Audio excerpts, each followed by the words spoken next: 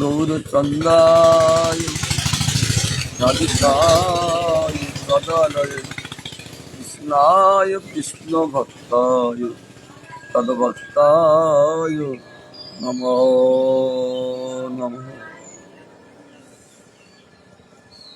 কস্তুরী তিলকং ললাটপটলে বক্ষস্থলে কস্তুভং নাসাগ্রবর মুক্তিকং করতলে বেণুকরে কঙ্কনম সর্বাঙ্গ হরিচন্দ্র সুলীলিতং কণ্ঠে যমুক্তাবলী গোপস্ত্রী পরিবেষ্টিত বিজয়িত গোপাল চোলাবলী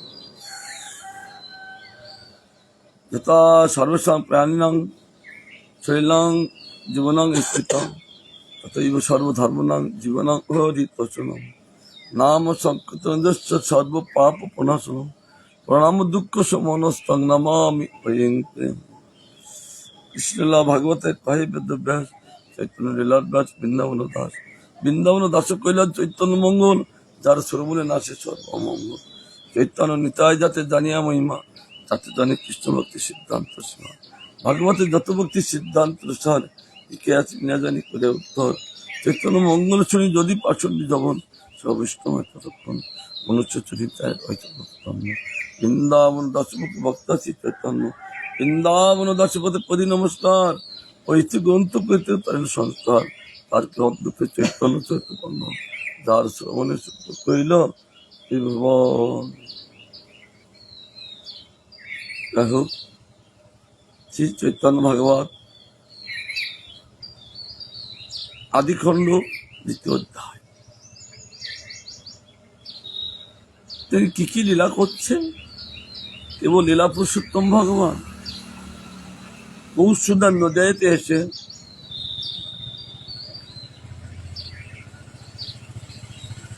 তিনি সকলকে তিনি লীলা করে সুখী করে চলেছেন। ভগবান যদি লীলা না করেন কেউ সুখী থাকতে পারে না। তাই ভগবান লীলা করে সকলকে সুখী বর্ণনা করছেন। জয় জয় মহাপুরুষ গৌর সুন্দর, জয় জগন্নাথ পুত্র মহামহেশ্বর, জয় নিত্যানন্দ গদাধর জীবন, জয় জয় অদ্বৈতাদি ভক্তের স্মরণ। প্রথম শ্রীমা মহাপ্রভুকে বন্দনা করলেন, নিত্যানন্দ প্রভু গদাধরকে অদ্বৈতকে এবং ভক্ত গোষ্ঠী যত আছেন সকলকে তিনি বন্দনা করলেন। কারণ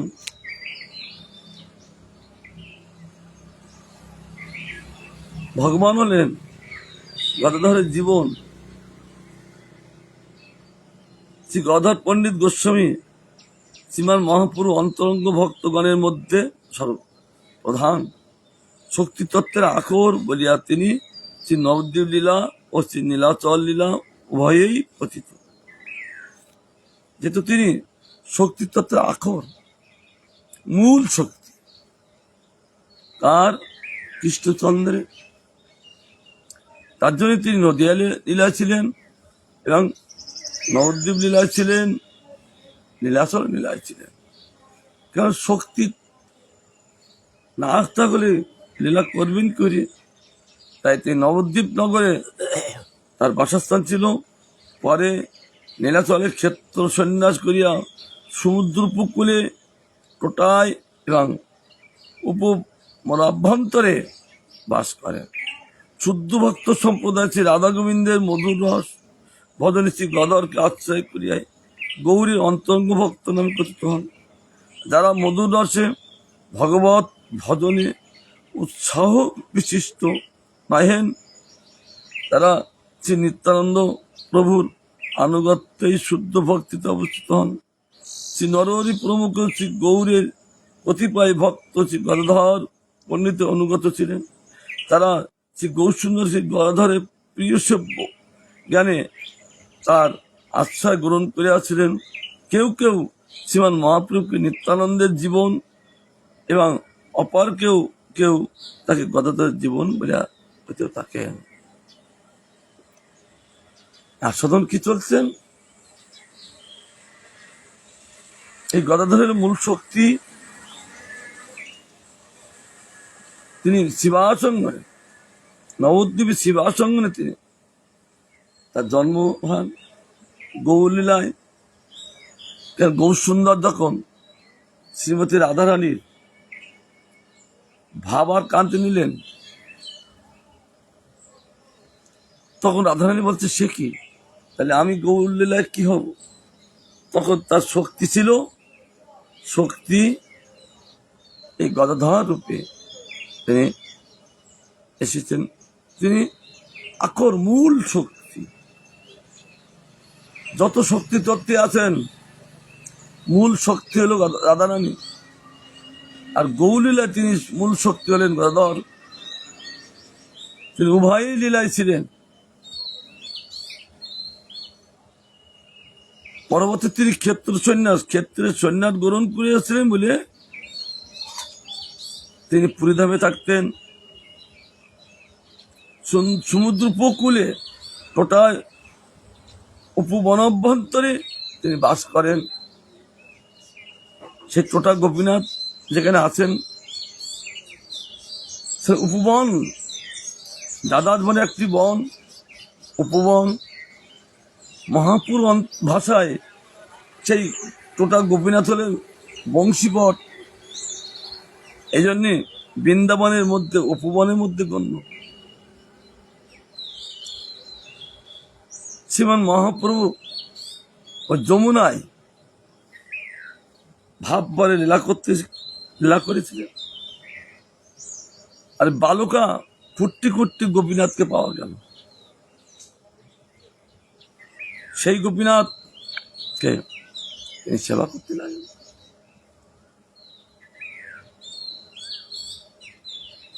পরবর্তীতে সেই সেবা করতে করতে মহাপ্রভু তিনি সেবা করতে পারতেন না।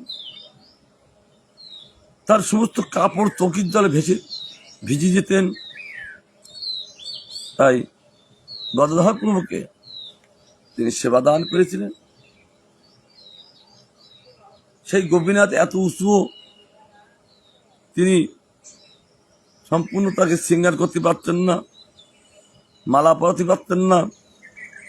তার জন্য বলছে তিনি অন্তরে ভাবনা, যদি গোপীনাথ একটু ছোট হইতো আমি ভালোভাবে সেবা করতাম। বলতে বলতে তিনি সকালবেলা উঠি দেখেন সে গোপীনাথ ছোট্ট হয়ে গেছে। ভক্তের বাঞ্ছা পূর্ণ করে নন্দের কুমার, সেই গোপীনাথ তখন ছোট হয়ে গেল। এই জন্য ছোট হয়ে গেলেন উড়িষ্যা বেচা টোটা, টোটা মানে ছোট। সেই টোটা গোপীনাথের সেবা করত এবং তিনি শুদ্ধ ভক্ত সম্প্রদায়, তিনি ভক্তের মধ্যে শুদ্ধ ভক্ত সম্প্রদায়। তিনি খেয়েছি রাধা গোবিন্দের মধুরস, ভজনেছি গদরকে আশ্রয় করিয়াছি, গদের অন্তরঙ্গ ভক্ত তিনি। কেবল রাধা গোবিন্দের মধুর রসে ভজন করতেন তিনি। এই জন্য গৌরসুন্দরের অন্তরঙ্গ ভক্তের কথিত হন। তা বলছে যারা মধুরসে ভগবত ভজনে উৎসাহ বিশিষ্ট নয়েন, তারা নিত্যানন্দ আনুগত্যেই শুদ্ধ ভক্তিতে অবস্থিত হন। তারা মধুরসে না,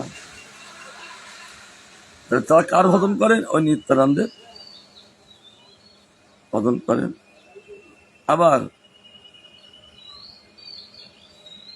সেটা কারা ছেড়েছে? নরহরি প্রমুখ গদাধরের যে গৌরীর কতিপয় ভক্ত এই গদাধরের আনুগত্য ছিলেন। তারা সেই গৌরসুন্দর গদাধরের প্রিয় সেব্য জ্ঞানে তারা আশ্রয় গ্রহণ করিয়াছিলেন। আবার কেউ কেউ মহাপ্রভুকে নিত্যানন্দ জীবন বলতেন, আবার কেউ কেউ গদাধরের জীবন বলে আবার ঘোষণা করতেন। যাই হোক, তিনি অপূর্বভাবে কীর্তন করতেন। ভক্ত গোষ্ঠীর সহিত গৌরাঙ্গ জয় জয়। এই ভক্ত গোষ্ঠীর সহিত আছে গৌরসুন্দর। তিনি ভক্ত ছাড়া থাকেন না, ভক্ত জীবন স্বরূপ। তাই বৃন্দাবন দাসে বলি, ভক্ত গোষ্ঠীর সহিত গৌরাঙ্গ জয় জয়, শুনিলে চৈতন্য কথা ভক্তিলভ্য হয়। এই ভক্ত গোষ্ঠীর সহিত তিনি আছেন, সেখানে সমস্ত ভক্তগণ শুধু চৈতন্যের কথা ছাড়া আর কিছু না। এই জন্য চৈতন্যের কথা শুনলেই ভক্তিলভ্য হয়, আবার প্রেম লাভ হয়। কিছু করার জন্য কেউ গৌরাঙ্গের নাম নিলেই প্রেম লাভ হয়, প্রেমের জন্য ছুটতে হয় না। কেবল যদি বলা হয় গৌরাঙ্গ গৌরাঙ্গ বলা হয় প্রেম ভরি শুদ্ধ চিত্ত হই, তাহলে তার প্রেম লাভ হয়। ভজনীয় বস্তু শ্রী গৌরসুন্দর এবং তার আশ্রিত নিত্যানন্দ প্রমুখ চারিটি ভক্ত তত্ত্ব মিলিত হইয়া ভক্ত গোষ্ঠী আছে। ভগবান গৌরচন্দ্রের সেবা ব্যতীত ও গোষ্ঠীর অন্য কোনো কৃত্য নাই। তারা ওই ভক্তগণ কি করেন, তারা গৌরচন্দ্রের সেবা ব্যতীত আর কিছু করেন না, 24 ঘন্টায় গৌরচন্দ্রের সেবা করে থাকেন। তারপর তিনি পুনঃ ভক্তর সঙ্গে প্রভু পদে নমস্কার, ঈশ্বর জীবায় গৌরচন্দ্র অবতার। যিনি ভক্তর সঙ্গে থাকেন সেই প্রভু, তাকে আমি নমস্কার করি। আর আমার জীবাই স্ফুরক হোক, আমি সুন্দর করে বর্ণনা করতে পারি যে গৌরচন্দ্র অবতার। কারণ তিনি কে? জয় জয় শ্রী করুণা সিন্ধু গৌরচন্দ্র, জয় জয় শ্রী সেবা বিগ্রহ নিত্যানন্দ। তিনি হলেন কি? করুণা সিন্ধু কে? এই গৌরচন্দ্র। আর তাকে সেবা করেন কে?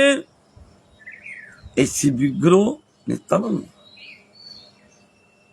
তিনি সবসময় জন্য গৌরী সেবায় তৎপরতা, তিনি গৌরী সেবা করে থাকেন, তার অন্তরে আর কোনো সেবা নাই। তাই প্রেম বলে সে গৌরসুন্দরকে তিনি সেবা করে থাকেন। কি আনন্দময়, কি প্রেমময়।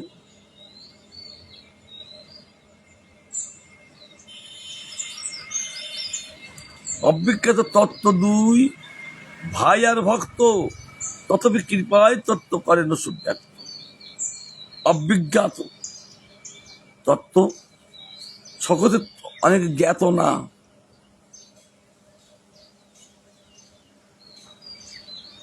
যাদের তত্ত্ব প্রাকৃত ও অচিত ভোগ পর বুদ্ধিতে অভিজ্ঞ, অর্থাৎ অক্ষজ জ্ঞানাতীত অদর্শত ও অতীন্দ্র তত্ত্ব, ইন্দ্রিয়ের দ্বারা তাদেরকে জানা যায় না, ইন্দ্রিয় অতীত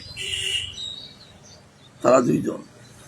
তাই জন্য তারা এমন ভাবে তারা এক ভক্ত অবস্থান করেন, থাকলেও তিনি কৃপায় তত্ত্ব সুব্যক্ত প্রকাশ করেন। কিভাবে? ব্রহ্মাদির স্ফূর্তি হয় কৃষ্ণের কৃপায়, সর্বশাস্ত্রে বেদে ভাগবতে এই গায়। জীবের জীবা যে স্ফূর্তি হবেন সেটা কাদের কৃপায়? ভগবানের কৃপা ছাড়া, কৃষ্ণের কৃপা ছাড়া স্ফূর্তি হয় না। যার প্রতি সেই ভগবানের কৃপা হাসেন,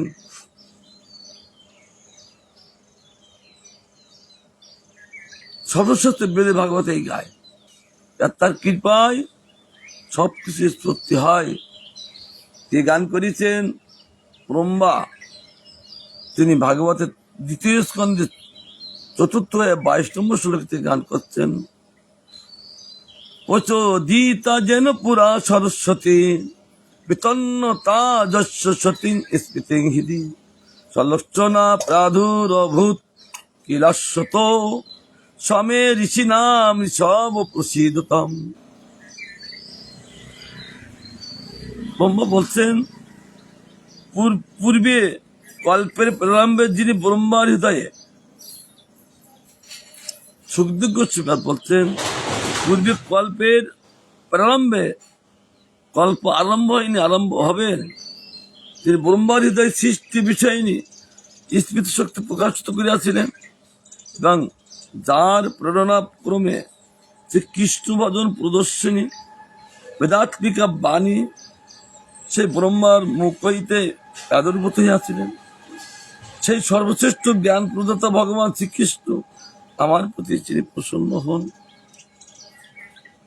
ভাগবতে বলছেন সেই জ্ঞান প্রদাতা কে ভগবান। পূর্বে কল্পে ব্রহ্মাকে তিনি সৃষ্টির কথা তিনি বলেছিলেন এবং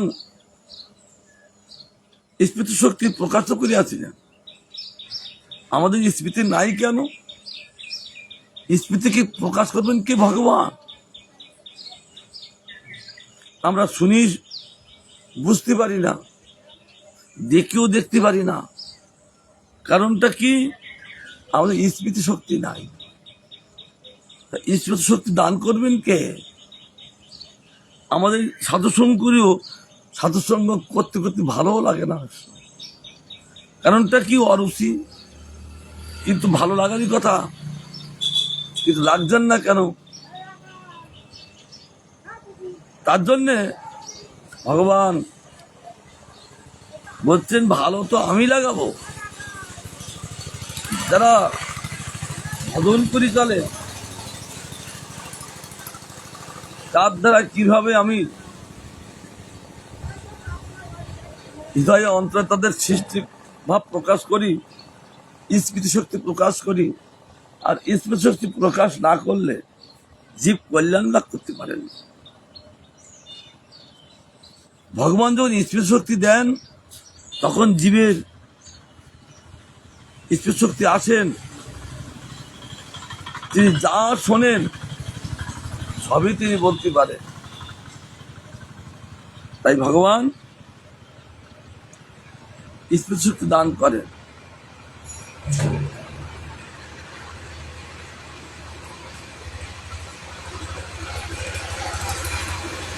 এই শ্রীমদ্ ভাগবত যেমন সব ভগবানের মুখচ্যুত বাণী, সেই ভগবান কলিযুগে যখন আসলেন সেই ভাগবত কথা ছাড়া আর কোনো কথা নয়। সেই ভাগবত লীলা করে চলেছেন। পূর্বে ব্রহ্মা জন্মিলেন নাভিপদ্ম হইতে, তথাপি প্রিয় শক্তি নাই কিছুই দেখিতে। পূর্বে ব্রহ্মা যখন তিনি নাভিপদ্ম থেকে আবির্ভূত হলেন, গর্ভধার সে বিষ্ণু ভগবান থেকে, কিন্তু দেখিয়ে জন্ম হওয়ার সঙ্গে তিনি কাউকে কিছুই দেখতে পেলেন না। তবে চিন্তা করলেন কে আমাকে জন্ম দিলেন? কে? নিশ্চয়ই আমার একজন সৃষ্টিকর্তা আছেন, না হলে জন্ম হয় না।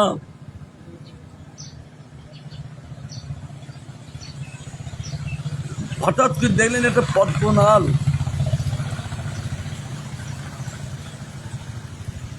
একটা পদ্মনাল দেখলেন। পদ্মনালে বেয়ে চলতে লাগলেন, তাকে খুঁজে পেলেন না। তাকে খুঁজে পাওয়া যায় না। কোটি কোটি বছর ধরে তাকে খোঁজা হয়, খুঁজে পাওয়া যায় না। তবে কখন তাকে পাওয়া যায়? যখন তার স্মরণ গ্রহণ করা হয়। ব্রহ্মা যখন হয়রানি হলেন, তপস্যা করতে লাগলেন, ভগবানের স্মরণ গ্রহণ করলেন, তখন কি করতে লাগলেন? তবে যবে স্বরূপ হবে লইলা স্মরণ, তবে প্রভু কৃপায় দিলেন দর্শন। তাকে স্মরণ নিলেই তাকে দর্শন করা যায়, তাকে স্মরণ না নিলে তাকে দর্শন করা যায় না। এই জন্য সকল সময় আমাদের শাস্ত্রে তাকে স্মরণ করো। স্মরণ করলে তিনি আমাদেরকে স্ফূর্তি করাবেন, আবার কৃপায় তিনি দর্শন দিবেন। আমাদের ভালো লাগছেন না কেন? যার ভজন করছি তাকে দর্শন পাচ্ছি না। দর্শন দেবার জন্য তুই রেডি, কিন্তু আমরা তাকে স্মরণ নিতে পারছি না। ব্রহ্মা যখন স্মরণ নিলেন আর তার কৃপায় তিনি দর্শন করতে পারলেন, তবে কৃষ্ণ কৃপায় স্ফুরিল সরস্বতী, তবে সে জানিলা সর্ব অবতার স্থিতি। যখন ভগবান তাকে দর্শন দিলেন আর ভগবান যখন তার কৃপা করলেন আর শুদ্ধ সরস্বতী তার জিহ্বায় বসলেন, এই শুদ্ধ সরস্বতী অন্য কেউ নয়, শ্রীমতী রাধারানী। যখন এই জিহ্বায় বসেন তখন তার স্ফূর্তি হয়, তখন সে ব্যক্তি জানতে পারেন যে সর্ব অবতার স্থিতি, যত অবতার আছেন সে অবতারের স্থিতি আছেন তিনি। হেন কৃষ্ণচন্দ্রের দুর্গই অবতার, তার কৃপা বিনাকার শক্তি জানিবার।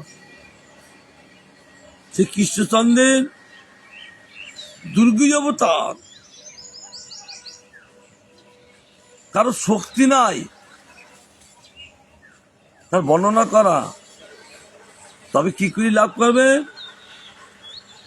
তার কৃপা বিনা, তার কৃপা ছাড়া, তার শক্তি ছাড়া কেউ জানতে পারেন না। যারা জানেন সে নিজে নিজে জানেন না, তার কৃপায়, তার শক্তির দ্বারাই জানা যায়। দুর্গীয়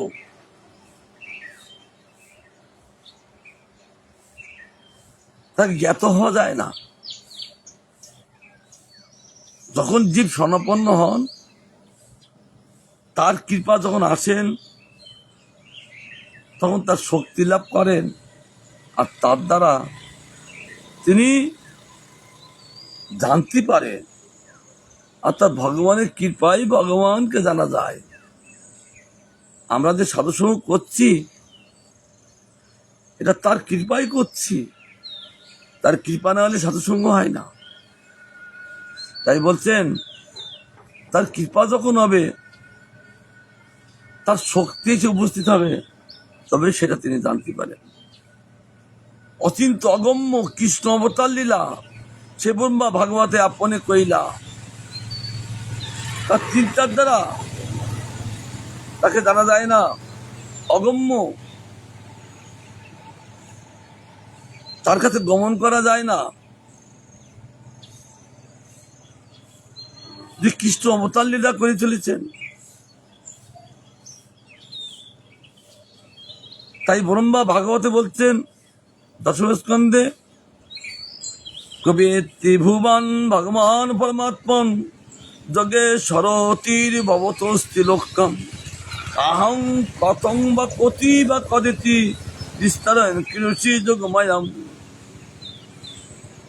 আহং কথং বা কতি বা কদিতি বিস্তারণ কৃষি যোগমায়াম।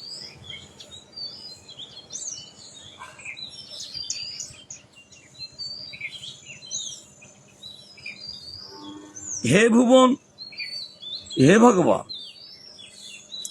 হে পরমাত্মা, হে ভুবনের নাথ, হে ভগবান, হে পরমাত্মা, তিনটে বিশেষণ দিয়ে বলছেন ব্রহ্মা, তুই ভুবনের নাথ এবং তুমি ভগবান এবং তুমি একমাত্র পরমাত্মা, আত্মারা আত্মা তুমি। আবার বলছি হে যোগেশ্বর, যারা যোগ সাধন করেন তাদের ঈশ্বর তুমি। কি আশ্চর্য! আপনি কখন বা কোথায়, কেন বা কত প্রকারের স্বীয় সরস্বতীর যোগমায়াকে বিস্তার করিয়া যে সকল লীলা ক্রীড়া বিলাস করিয়া থাকেন, ত্রিজগতের মধ্যে কে সেই সকল লীলা জানিতে পারেন অর্থাৎ কেউ জানিতে পারেন না। ব্রহ্মা বলছেন ভগবান যোগমায়াকে আশ্রয় করে আপনি কোথায়, কিভাবে, কখন যে লীলা করে থাকেন সেটি কেউ তাকে জানতে পারে না।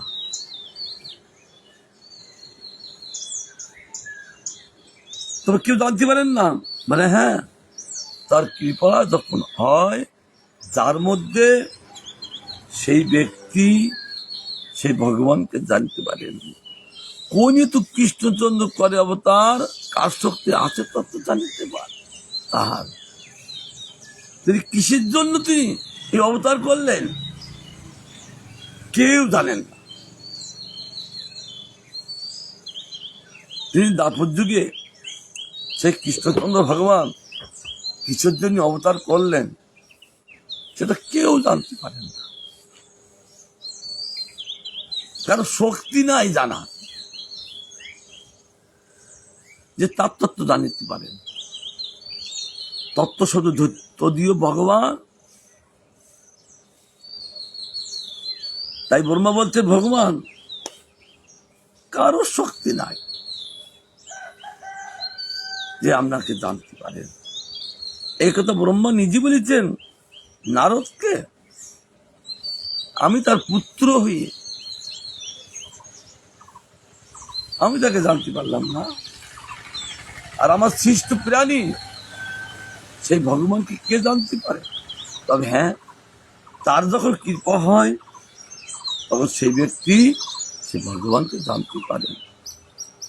তথাপি শ্রী ভাগবতে গীতায় যে কয় তা লিখি যে নিমিত্তে অবতার হয়, তথাপি তা হলো ভাগবতে এবং গীতায় যে কথা তিনি বলেছেন তা আমি এই লিখছি। নিমিত্ত অবতার কি নিমিত্তে কি কারণে তিনি অবতার হয় সেটা আমি খুলি বলছি, শুনুন। দাদা দাদা হি ধর্মস্ব জ্ঞানীর ভবতি ভারত অভ্যুত্থানাম ধর্মস্ব তদাত্মান সিজম্মহম পরিত্রাণায় সাধনাং বিনাশায় চ দুষ্কৃতম ধর্ম সংস্থাপনার্থায় সম্ভবামি যুগে যুগে। তিনি কি কারণে তিনি অবতার হন? কারণ ছাড়া তিনি অবতার যুগে যুগে অবতীর্ণ হন না। কারণ তার এমনই ভক্ত আছেন একমাত্র সেই সব ভক্তদের দর্শন করার জন্য। ভগবান আমার ভক্তকে দর্শন করতে ইচ্ছা করে, হ্যাঁ প্রেমিক ভক্ত, তাদের বাহ্য কোনো জ্ঞান নেই, কেবল কৃষ্ণ ভজন করে চলেছে, চোখের জলে ভাসেন, তাদের অন্তর অন্য কিছু ভাব নাই, কেবল হা কৃষ্ণ হা কৃষ্ণ। এহেন ব্যক্তিকে ভগবান দর্শন করতে আসেন, কিন্তু আসতে গেলে একটা কারণ চাই। আর ভগবত ভজনের ফল হলো ভগবানকে দর্শন করা। যতদিন পর্যন্ত তাকে দর্শন না করতে পারবো ততদিন পর্যন্ত ভজনের ফল আমরা লাভ করতে পারবো না। তার জন্যে সেই ভগবানকে দর্শন করতে হবে কি করে?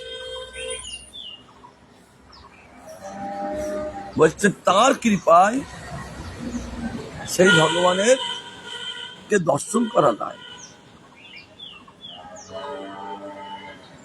ঠিক কখনো কখনো কোথায় কখন আসেন,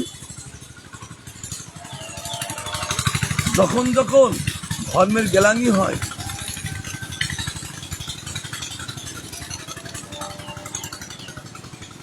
তখন তিনি আসেন। অর্থাৎ ধর্মকে যারা নষ্ট করে তারা ওষুধ।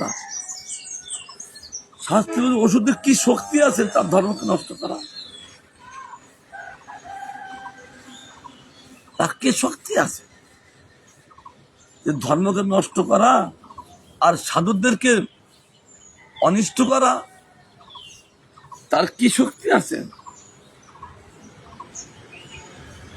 ভগবান ওই জগতে আসবেন, তার জন্য ওষুধের মধ্যে তিনি এই ধর্মকে নষ্ট করার একটা পরিস্থিতি করালেন, সাধুদেরকে উৎপীড়ন করতে লাগলেন।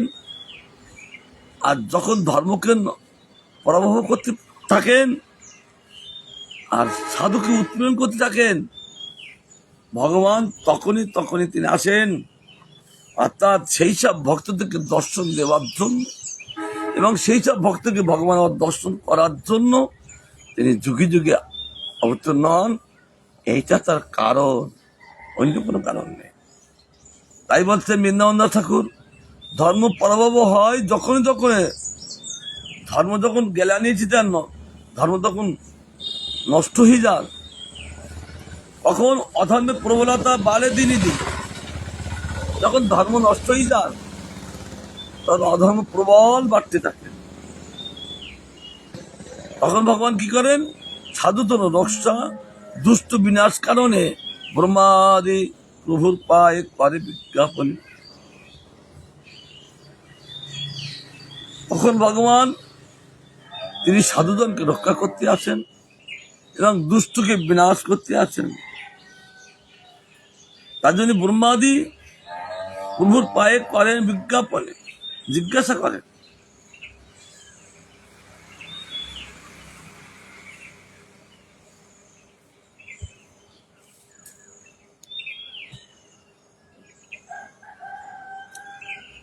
তবে প্রভু যুগধর্ম স্থাপন করিতে সাঙ্গপাঙ্গে অবতীর্ণ হন পৃথিবীতে। ওই সাঙ্গপাঙ্গে নিয়ে একা আসেন না, সঙ্গ এবং পাঙ্গ, তখনই পৃথিবীতে আসেন। এই চৈতন্য ভাগবতে বর্ণনা করেছে যে ভগবান যখন আসেননি তার আগেই ধর্ম বলতে কিছু ছিল না। ধর্ম থাকলে অধর্মের প্রভাব থাকে না, আর ধর্ম না থাকলে অধর্মের প্রভাব হয়, একটা প্রভাব থাকেই। তখনই ভগবান তিনি সাঙ্গপাঙ্গ অবতীর্ণ হন পৃথিবীতে, তাদেরকে দমন করার জন্য, ধর্মকে সংস্থাপন করার জন্য, আর সাধুকে পরিত্রাণ করার জন্য তিনি আসেন। শুধু এইটাই মুখ্য না, সাধুকে পরিত্রাণ তো করলেন, এক লীলা করেন পূর্ব লীলা ৫০০, এক লীলা করতে এসে ৫০০ লীলা, বহু লীলা করেন, প্রয়োজন আছে। তার জন্য তিনি কি করতে লাগলেন? কলিযুগে ধর্ম হয় হরিসংকীর্তন, যত অবতীর্ণ শ্রীচৈতন্যনন্দন। এই কলিযুগে একটাই ধর্ম, হরিসংকীর্তন, তাছাড়া এই কলিযুগের কোন আর কীর্তন নাই। এই জন্য তিনি অবতীর্ণ হলেন সচিনন্দন।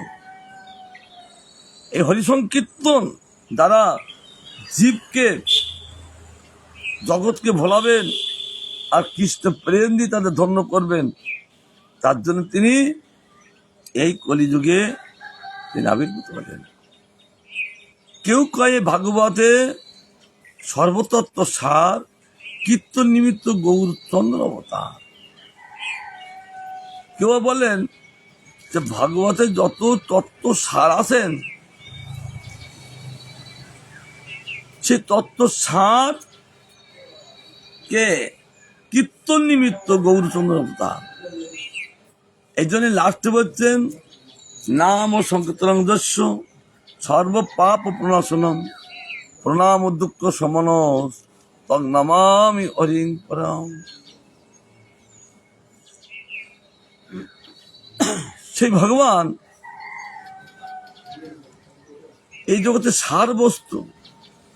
সেই ভগবান যখন এই কলিযুগে এসেছেন, ওই নাম সংকীর্তন নিয়ে এসেছেন, কীর্তন নিমিত্ত গৌরচন্দ্র অবতার। বলছে কীর্তনটাও মুখ্য না, কিন্তু এটা কারণ ছাড়া আসতে পারেন না, কারণ তিনি মুখ্য কারণ হলেন রাধা ভাবে তিনি আস্বাদন করবেন, যেন কৃষ্ণ ভজন আস্বাদন করবেন, এইটা মুখ্য। তথাপি মুখ্যকে আস্বাদন করতে গেলে অন্যান্য কিছু কাজ করতে হয়। তার জন্য তিনি হরিকীর্তন দ্বারা জীবকে জগৎ ভুলিয়ে তাদেরকে প্রেম দিয়ে ধন্য করে মুখ্য বৃত্তি, যে কারণ তিনি রাধাভাবে এসে রাধা যেভাবে তিনি কৃষ্ণ ভজন করেছেন সেই প্রেম আস্বাদন করার জন্য তিনি অবতীর্ণ।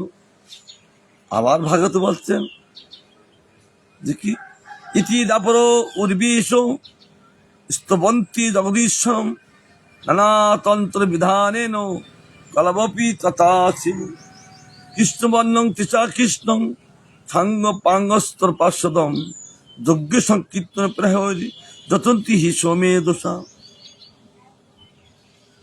তিনি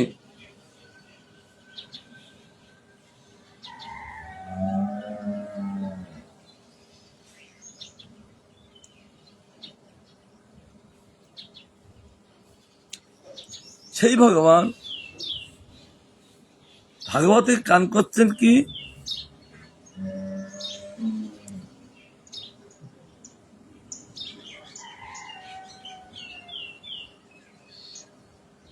সে জগদীশ্বর ভগবান নানা তন্ত্র বিধান দা শ্রবণ করুন, শ্রবণ করুন, নানা তন্ত্র বিধান দ্বারা তিনি জগতে আসছেন। একা আসছেন না, একাকি আমার নাই পাই বল হরিনাম সংকীর্তনে, একাকের দ্বারা শক্তি লাভ করতে পারেন না। তার জন্য তিনি কৃষ্ণবর্ণ কৃষ্ণ, তিনি নিজেকে লুকিয়ে স্বর্ণাবতার করে সাঙ্গপাঙ্গ অস্ত্র পার্শ্বদকে নিয়ে চলে আসলেন। কি করে? কলিযুগের ধর্ম, সর্বধর্ম হরিসংকীর্তন সব প্রকাশ এলেন চৈতন্য নারায়ণ। এই কলিযুগের সর্বধর্ম কি? ধর্ম বলতে আর কত আছেন, হচ্ছে শ্রেষ্ঠ ধর্ম হলো হরিসংকীর্তন। কলিযুগের সর্বধর্ম হলো হরিসংকীর্তন। তিনি হরিসংকীর্তনে কলিযুগে তিনি প্রকাশিত করলেন বহু সুন্দর। কলিযুগে সংকীর্তন ধর্ম পালিবারে অবতীর্ণ হইলা প্রভু সর্বোপরি করে। এই কলিযুগ নাম সংকীর্তনের ধর্ম পালন করার জন্য নিজের ধর্ম পালন করবেন কে? সেই ভগবান। তিনি অবতীর্ণ হইলেন সর্বপরিকরকে নিয়ে, অর্থাৎ ভগবানের ভক্ত গোষ্ঠী যারা ছিলেন সব পরিকরকে নিয়ে তিনি অবতীর্ণ হলেন। প্রভুর আজ্ঞায় আগে সর্বপরিকর জন্ম লভিলেন সবে মানুষ ভিতর। ভগবানের 3 প্রকার পার্শ্বদ, অগ্রসর, সহচর আর অনুচর। ভগবানের আগে আসেন পিতামাতা, অদ্বৈতবাদী, মাধবেন্দ্র প্রীপাদ, এরা সব ভগবানের আগে আসেন। এই জন্য এদের বলে অগ্রসর। ভগবানের সঙ্গে যারা আসেন তারা সহচর। আবার ভগবান যেন লীলা করে যান, পরে আসেন সেই ভক্তগণ, পার্শ্বদগণ, তার জন্যে তাকে বলে অনুচর ভক্ত। যেমন আমাদের শ্রীনিবাস, নরোত্তম, হচ্ছে পূর্বোত্তরায় শিখেছেন শ্রীনিবাস, নরোত্তম, শ্যামানন্দ। তারপরে আমাদের গোস্বামীগণ সেই সময় সহচর।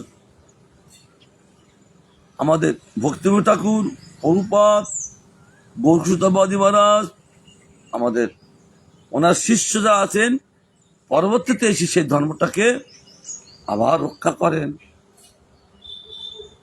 এই অনুচর পার্শ্বদেরকে নিয়ে। তাই বলছেন প্রভুর আজ্ঞায় আগে সর্বপরিকর তারা জন্ম নিলেন সব মানুষের ভিতর। সেই সব পার্শ্বদগুলো তারা মানুষের ভিতর তারা জন্ম লাভ করলেন। কেন? কি অনন্ত কি শিব বৃন্স ঋষিগণ, যত অবতারের পার্শ্বদ আত্মগণ, কি ঋষি,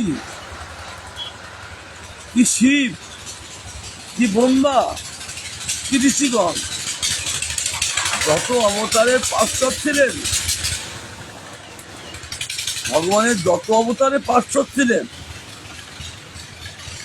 যত অবতারের পার্শ্বদ আত্মগণ আত্মরূপে নিজেকে গোপন করে রেখে তারা জন্মগ্রহণ করলেন মানুষের ভিতরে।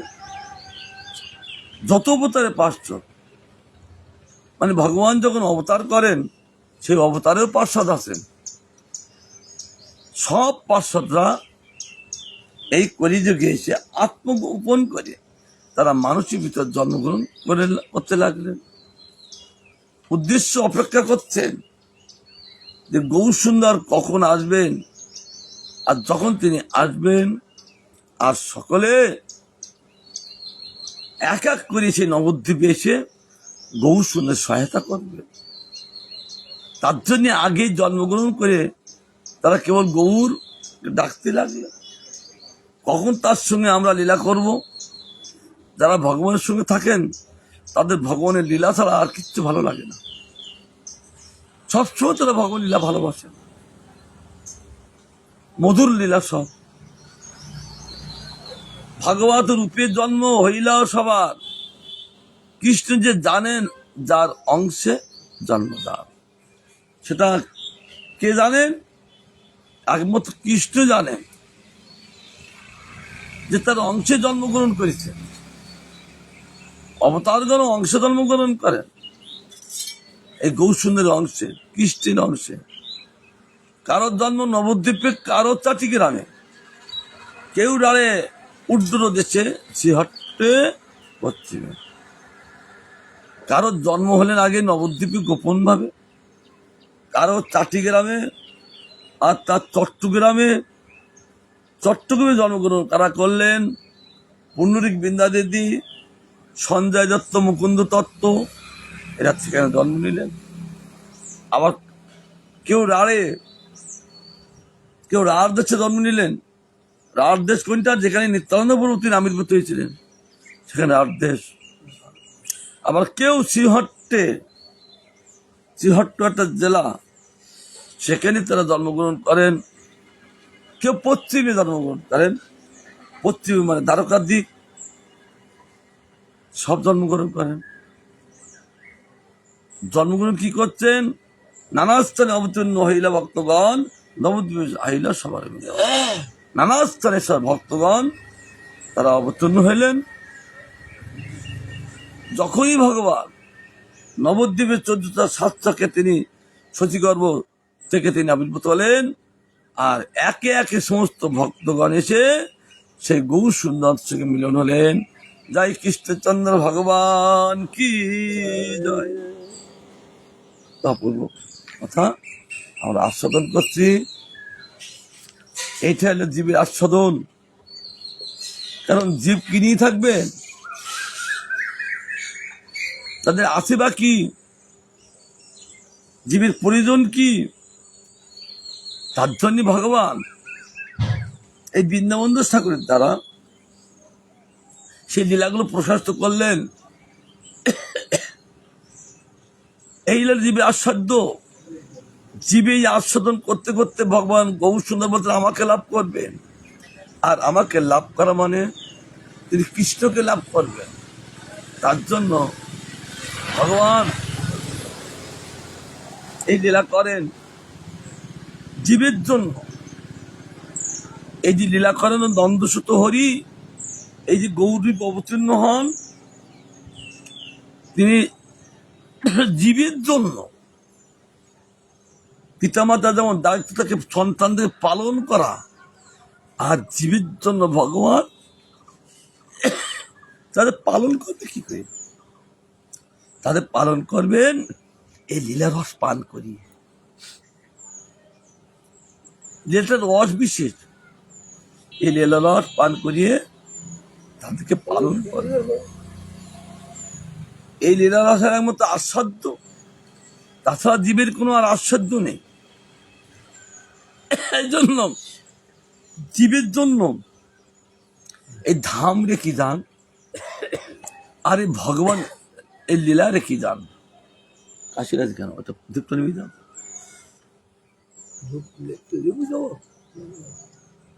কাশি রাখবে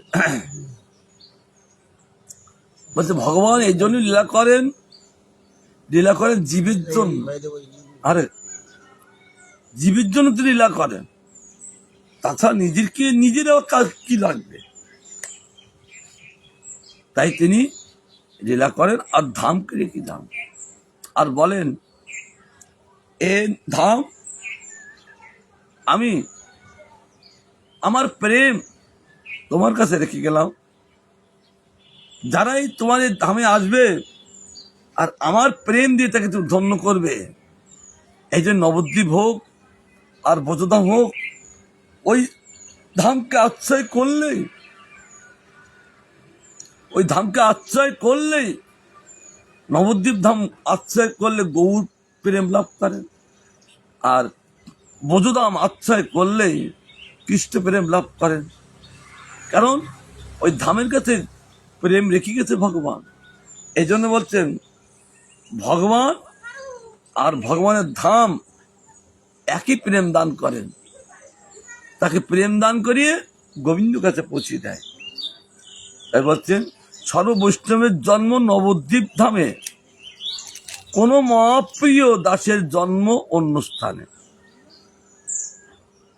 প্রায় জন্ম সকলেই নবদ্বীপে,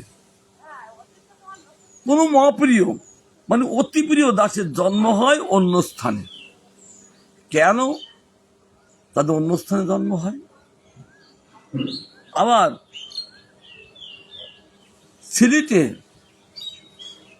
সিলেট জেলার ঢাকা দক্ষিণে, সেখানে কত ভক্ত জন্ম নিলেন। এই যে পঞ্চতত্ত্ব,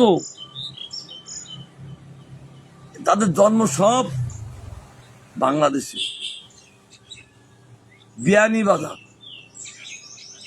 এই পঞ্চতত্ত্বের জন্মস্থান, সুনামগ্রাম অদ্বৈতপুর জন্মস্থান, আবার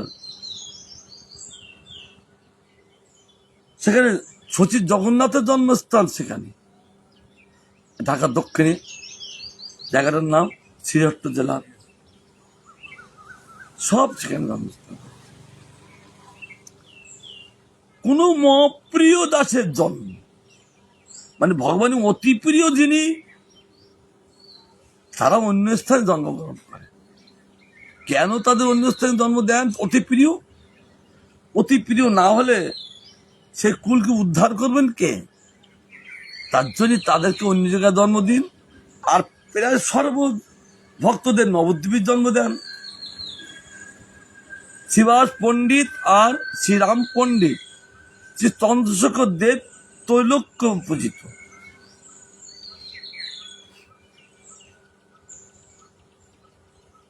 কে কে? শ্রীবাস পণ্ডিত আর শ্রীরাম পণ্ডিত, এরা দুই ভাই।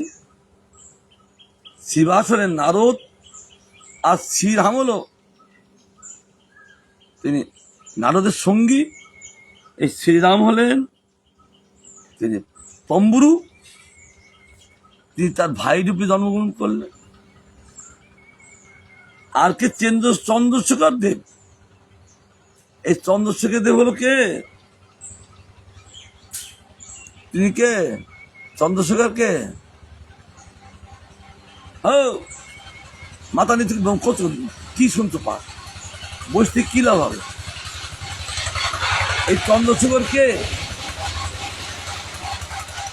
কেউ বলতে পারে না, শুধু ঘুমাতে পারে। কেউ যদি জিজ্ঞাসা করে মহাপুরুষ মেশিবাসার নাম কি, বলতে পারলাম না, অপমানিত না? এই